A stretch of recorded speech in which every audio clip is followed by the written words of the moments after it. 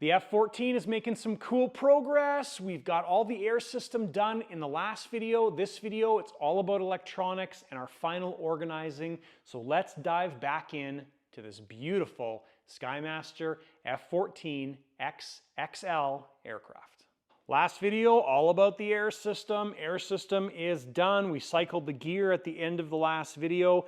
Now it's time to work on that mess right there. So we've got all the electronics to finish up. We still have a bunch of wires to run and things to figure out. So lots to cover in this video. It's going to be a jam-packed one. All right, so generally at this time in the builds, I usually feel like we're almost done, but there's so much to do still. So I kind of just tackle things systematically as we go through. So just kind of do one piece at a time.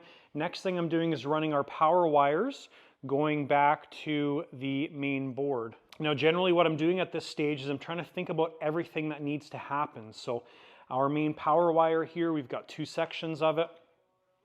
That goes from the nose, which will be that direction, comes back, going to come through one of our through fittings and goes into our two batteries, battery 1, battery 2. And then we've got to make a plug up for our BEC outputs, and those are going to go to the lighting system and to the afterburner light. So just trying to get all of this stuff systematically finished.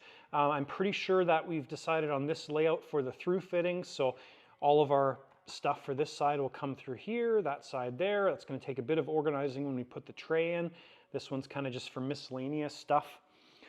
Undecided right now if we're going to put the lighting system on the board. I really don't like that because it's kind of messy and ugly. I'd rather just put it on the side of the fuselage.